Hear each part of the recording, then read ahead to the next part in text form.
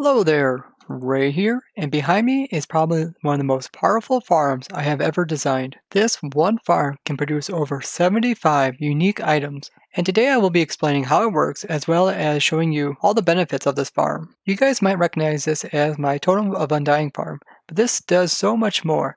These are all the different items that you can acquire from this farm, as well as this whole chest full. There is a lot of really unique and useful items in here, and I'll go into more detail later on. I got a lot of comments from you guys asking me to update the Totem of Undying farm to do with the different changes that they have made in the game. And there was quite a few different changes that they have made to do with raids, not only to do with the villages. Now if you haven't seen my original Totem of Undying farm, I highly recommend watching it. It's a very complex farm, but overcomes some very crazy obstacles. And the farm was also showcased by Ant, which is really cool, and commented on by some of the Mojang developers. And let's just say some of the Mojang developers made some changes to the raids, which made this farm pretty challenging to update. But guys, we managed to get to work. Now I won't go into complete detail as my previous video goes into much more detail on how the raids occur and how to start them up. I'll mostly be going over the basics of how it works as well as explaining the changes between my previous version of the farm and this one. We updated this farm during our Twitch stream, and every Wednesday and Friday we do a snapshot stream where we come onto the server here and we design new things that just came out during the snapshot, and we do this with the viewers. So if you guys like to participate in helping design up these farms, you can find more information down in the description. So what we have here is this is a location of a Pillager outpost, which is where the pillagers can naturally spawn, and they'll spawn around this area. The pillagers can have a chance of having a guy that has a banner on top of his head, and these guys are patrol leaders. And if you would kill one of the guys that has banners above their heads, these guys will give you the bad omen effect. So if I kill these guys, I'll be given bad omen, and then if you have that effect near a village, which I have a village right here, just a villager and a bed, the village will take your bad omen effect away from you, and it will start a raid. Now the raid will try to attack the village, even if it's an artificial one like the one I have here. And the raid will consist of different types of illagers, so it can be pillagers as well as vindicators, ravagers, and even witches. And towards the end of the raid, we can even get evokers to spawn in the raid. All those guys will come towards the village and will try to take on the village and kill it. So my raid farm here does two main things. It will try to collect and harvest the pillagers that naturally spawn around the outpost until there is a guy that has a banner on his head, and once killed, it will start a raid. Then the farm is designed to allow the raid to come in, and it will harvest all the mobs that are part of the raid. So the raid is currently on right now, and what is happening is the loading bar is trying to load all the way to the far right, but it can't load the raid until there is no illagers that are part of the raid. This might be a bug, because it wasn't this way in the prior design. So what we have is these pillagers, and everyone that is naturally spawning around here is counting towards a raid, and therefore the raid cannot fully load. So the way that the farm is operated is the player, all he has to do is come down here where the AFK point is, and just sit here and kill the mobs that come into the farm. I recommend using looting, as the looting sword can give you some extra loots, including tons of emeralds. So you just sit here and constantly kill all the pillagers, and you'll get XPs as well as all their loots. You can see how the raid bar is trying to load at the top of the screen. Now, once the raid bar reaches all the way to the far side, the raid will actually occur. So let's go ahead and kill these guys, and you'll see the raid bar will completely fill up. This means the raid has started. So here are the raiders right here. First, it consists of a bunch of pillagers as well as vindicators, and the farm easily collects them. The way that this is done is the mobs will only be able to spawn so far around the village, and what I've done is I removed the majority of the land around it. This was done pretty easily as I found an outpost that was isolated from most large land masses, and there's just some sand islands that are over here that I flattened out. This increases the speed in which the raid reaches the village, as it only will be able to spawn around this small platform around here, and then the guys will immediately want to walk towards the center of the village. Now the village is labeled by having this bed as well as villager down here. This is where the center of the village is. This is where they're trying to reach. That also happens to be in the center of this big huge water pool, which is pulling everything towards the center. So the guys will spawn and they'll try to walk towards the center, and they'll just hop down here, get pulled into the center, and then get dropped down into this killing shaft. And this is where the player will be able to whack at them and get their loots as well as killing them. Now you could also have them automatically die. This is something I didn't quite explain enough in my previous farm. You can just have these guys drop all the way down to their death, and you wouldn't even have to have a player kill them by using a sword. And for that reason, you could allow all the raid to come through without even having any player in here whacking at them. But I do recommend going ahead and kill them, and with the looting sword, you will get some really good loots, like extra emeralds. But you can let these guys automatically die, and you still get the totem of undying even without the player kill. But for the farm to initially start, you will have to actually kill the guy with the banner on his head. So you can see here comes the next wave of the raid. We got some more pillagers as well as vindicators, and they're all trying to run towards the center of the village. And what they're doing here is they're trying to pathfind across these trapdoors. So they see this as a solid block, and they also see this as a solid block, and they're trying to move from this one over to this one. And they'll eventually walk their way into the center. Now all the pillagers as well as vindicators are dropped enough blocks so that they are low health, so you can easily kill them with your sword. And there's a small slit here so that the player can whack at them without them turning around and shooting the player. You can see how the raid spawns in this one. In this wave we have here, we also have a Ravager. And you can see how we take care of the Ravager. What we have here is the same pathfinding. That he wants to walk across here like all the rest of them. But he also has this water, it kind of pushes them in towards this lava blade here. I'll kill him relatively quickly, and when the Ravager dies, he'll drop a saddle, and the saddle will fall down to his water and will also be swept down over here towards the center. Now the witches will try to heal as well as give regeneration potions to the other guys around him. So you can see he just threw a healing potion to these guys because they took quite a bit of damage. And that's why when they come down here and they fall, you might as well try to kill them as quick as possible. Otherwise they'll probably have quite a bit of health, and the guy will constantly try to re-heal them. You can see another wave has came in. This one consists of quite a few witches. And you can see that they are having the speed potion effects as well as they're throwing potions towards their fellow villagers over here, but they all eventually make it down into the system where you can kill them. Here comes the fifth wave. You can see here how the farm takes care of the evokers. Evokers can summon in fangs as well as vex. And the way we overcome this is we have the villager sitting on top of some carpets. And just in the last snapshot, they also made it so that fangs can spawn on top of trapdoors. We couldn't have trapdoors around the villager, otherwise he could take damage.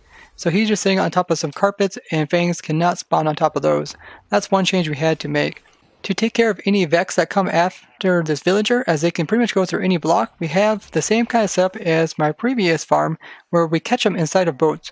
And what will happen is the Vex will just be stuck on these boats and they won't be able to attack the villager. And each Vex has a timer, and after that time they will die. And a lot of guys asked if it's possible for the Evoker to spawn in enough Vex to fill up all these boats, and that has never been the case, as these guys will die. You can see this guy here starts to die. So always make more room for more Vex. And there's plenty of boats so that they'll never happen. And we even summoned in 10 Evokers all at once, and they weren't able to fill all these boats up with the Vex. Now the Evoker itself will eventually pathfind towards the center of the village because that's what his main goal is. So he'll eventually fall down here and fall in with all the rest of the guys. And once he's no longer able to see the villager here, he will no longer be able to attack him. So he's just sitting down here with all the other guys. And this is where you get the totems of undying. So if we come in here and whack at these guys, we're going to get all the great loot. And you can see all them piling up over here. Tons of crossbows can be obtained through this. But you also get the other loots, such as a Totem of Undying, which is extremely important, as this is the only way you can get this as a renewable resource. And it's also a very useful item to have in the game. Now the crossbows all come from the Pillagers. We can get Iron Axe from the Vindicators. You can see we get assortment of different types of witch loots. And these banners are the Pillager banners, which are rare, and you cannot actually build these using like a loom. And you get these guys from the patrol leaders. You also see we get a lot of emeralds from the Vindicators. And since we have looting, we get quite a bit of those. And we also get a couple of saddles from the Ravagers. Now the number of waves that you get depends on the difficulty in the game. So I currently set to hard, so we're going to have at least 7 waves. You can see how this guy is trying to summon in fangs, but all the guys are eventually collected up and taken down into our killing chamber. So I believe this is the last wave. You see we got 2 Ravagers. One of the Ravagers even has an Evoker on him. Now notice how the Evoker is not attacking the witch over there, because these guys will only attack them if they see the villagers. This is something that has changed from the previous version, where the guys would be able to attack them without even seeing them. They would just know that they're in the area. And you can see how the Ravagers are both being killed with the lava, even with the witch trying to heal them with regeneration potions and healing throwing potions. Now at the very end, when you kill all the mobs, at the very top of the bar will say Raid Victory, and this means that you have completed the raid. And now what will happen, as soon as the bar vanishes, you'll be given a new type of effect, which is the Hero of the Village effect. This is extremely useful. So there I go, I got the effect. It's right there, Hero of the Village. And I got level 1. Now with this effect, when you're around villagers, they will have favor towards you and they will give you free gifts. Now I did do a whole separate video showing all the different types of items that the villagers will give as free gifts. And it is quite extensive, and definitely check out that video. And you can see these guys are just throwing me tons and tons of free gifts. What I got inside of here is a bunch of masons. And what you can do is you just get a bunch of villagers of the type of item that you want to collect, and you put them in a little box back here. And then what you have is some hoppers in front, and you can have as many villagers in there as you want just by having some vines so they don't take any max cramming. And then their items can be picked up by the hoppers and placed into a chest. And you can already see how many blocks of clay I got from these guys over here. Now depending on what type of villagers you have in here, they'll give you different types of items. If you want to know what type of villagers give what type of items, you could definitely check out that video where I went into more detail with it. But these are essentially all the different items that they can give you. Some of the most noticeable and valuable ones for vanilla survival players are the blocks of clay, as those are non-renewable and they're very difficult to get, as you just go into swamps and then mine them up manually. And oftentimes people don't build with clay or bricks just because it's so hard to get enough of them to make a decent build. Another one is lapis, which you would get from like mining, and most other types of things that you can get from the ground you can also get through other ways. It's like iron you get from iron farms, gold you get from like a gold farm, coal you can get from like a wither skeleton. But for the longest time it wasn't really easy to get lapis. You could get it through villager trading, but it's extremely slow. But now, as the villagers give these out as free gifts, it's really nice to get large amounts of lapis, as this is used for enchantment. It's also used for dyes. And for a long time, lapis was the only way to get blue dye, but they have recently changed this with the corn flour. But you can also make aesthetic blocks like the lapis block.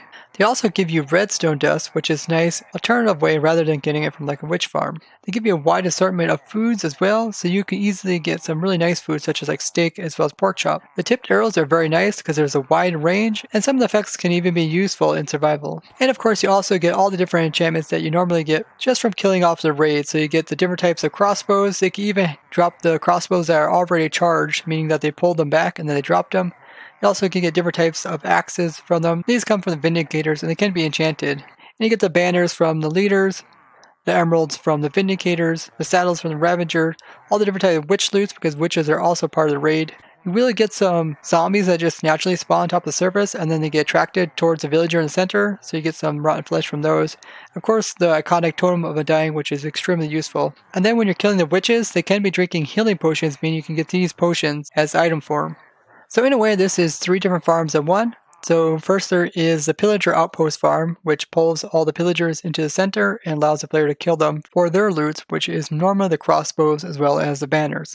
And then once you get those banners from them, then you can go ahead and start up a raid by getting that Ban Omen effect. And since you're already in proximity to a village, as the village is right here, so you're close enough when you're AFKing down here to apply the effect up to this village. If the village is way up in the air, your player would have to move up into the air to give the effect to that village. And then once the raid has started, it is a raid farm as the raids start coming in and trying to attack the guys in the center. And then once you have killed off the entire raid, you're given that Hero of the Village effect, which allows you to farm up all the different types of loots that the villagers will give off as free gifts, meaning that in total you can get over 75 unique items from this very complex yet cool farm. Now when the pillagers do spawn around the outside, the reason why this box here is kind of big and we have some water as well as magma in it, the pillagers can kind of come over to the edge, and sometimes instead of falling in, they'll kind of clip on the edge of this trapdoor and they'll decide to try to shoot at the villager in the center. Now this rarely occurs, but in general pillagers could try to throw off a shot, and usually by the time they get to the center they are just trying to charge the bows rather than shoot them. But if they happen to try to shoot the villager, what they'll do is their arrow will try to fly straight towards the villager, go through a small gap, then with this magma blocks and these bubble columns, it will pull the arrow downwards, meaning that the arrow will hit along the backside over here and never make it through this slot. Now we try to keep the area in which the pillager is trying to hit the villager as small as possible. Therefore, there is a very unlikely chance that the villager will get hit, and in this case there is a 0% chance. And the way we do this is by moving the villager down quite low. You can see the red line right here is quite low to this block here. This means that when the pillager tries to shoot his arrow, he's already going to be aiming quite low, and the water columns will just help pull down the arrow just a little bit, meaning that it'll never reach its destination, as it would have to pass through this gap too and go all the way past this gap and all the way to the villager here. We do have some stone cutters around the villager, And this is just because this block is very useful as it will take up more room on the villager's face, giving less area for the pillagers to shoot at him. Now we did have 6 layers of snow, which was perfect as it was completely covering up the villager's face except for a very slight edge of the red line, allowing the pillagers to shoot at him, but mostly being covered up. But because of the changes that they made with the trapdoors, allowing the fangs to spawn on top of them, we had to remove the trapdoors as well as the snow layers which were holding them. But it turns out we really didn't need those at all, as with this type of setup, with this large distance, as well as these stone cutters here, the arrows never reached this far anyways. So we're able to avoid the pillagers' attacks as well as the people in the raids, which includes pillagers as well as vindicators. The Ravager and Witches and even the Evokers can all have their attacks avoided by using this farm setup here. Some things to point out, what we have is a solid block above this villager here, and that way we don't get any skylight down to him, and therefore he won't try to shoot any rockets off.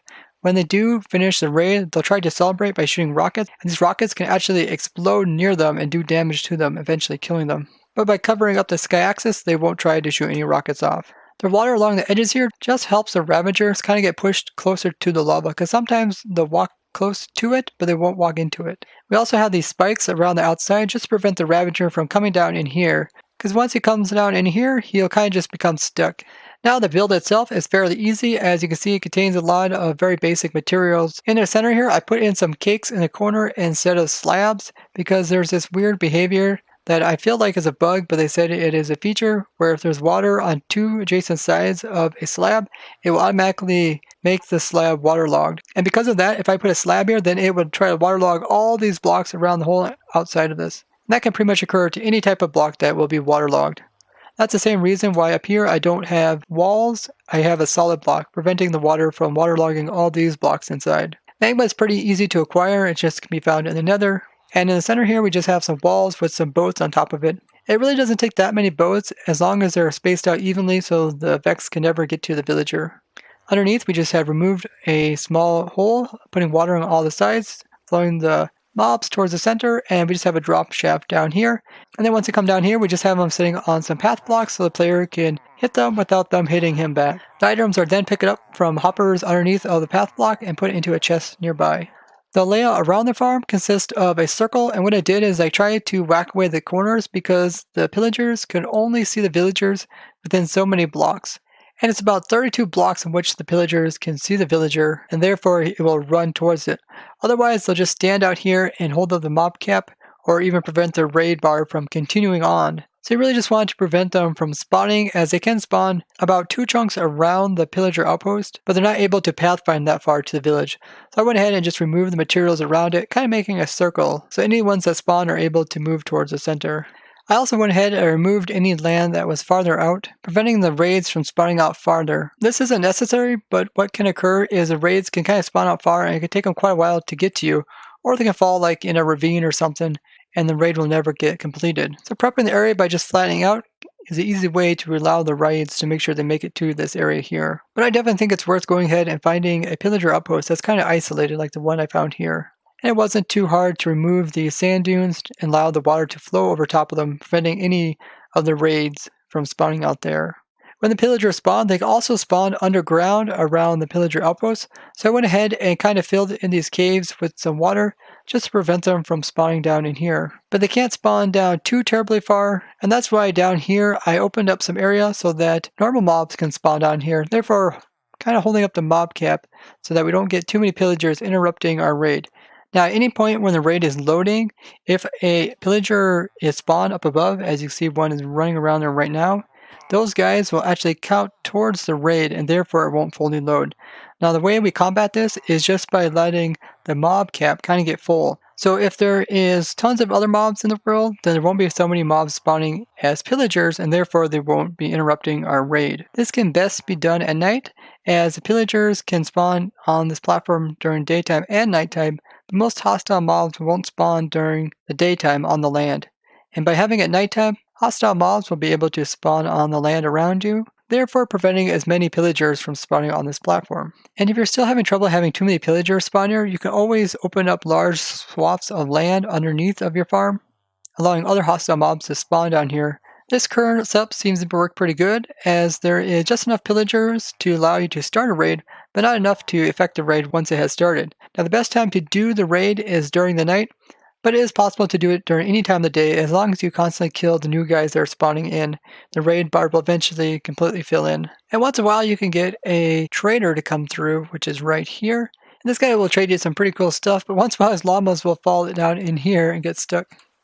And then the llamas will actually fall down there and you'll kill them as well, which they just drop some leather. And then when the llama is killed with everything else, it will drop the leather. Also, when the llamas break away from the wandering trader, they'll drop their leads as well, so you can get those. Now the villagers will give gifts as long as you have the hero of the village effect, but as soon as the raid occurs, they will stop giving gifts away. So if you want to, you can go ahead and end the raid, get the effect, and then try to get these guys to give you as many gifts before your effect runs out. And then afterwards, you can go ahead and start up a new raid. And thanks to all the guys that came during the stream and helped me design up this farm to get it to where it's at now, including Grandma Mommy, who did a lot of testing to do where the Pillager Outpost spawns affecting the raids, and were able to overcome that problem with much testing. I will provide the world download to this world down in the description if you want to take a closer look of this farm and build it up in your very own survival world to obtain these powerful amounts of items. If you guys have any questions about this farm, or if you guys have any suggestions on how to improve it, you can do that all down in the comments. And I really enjoyed having the challenge of designing such a complex farm, and if you guys did like this, be sure to hit the thumbs up on this video, as well as share this video with someone else. And if you guys haven't already, be sure to go ahead and subscribe. We're getting ever closer to 50,000 subscribers. And clicking the bell icon on my channel will allow you to get notifications of whenever new videos or events come out. I'd like to thank you guys for watching, and I'll see you guys in the next one. Bye-bye.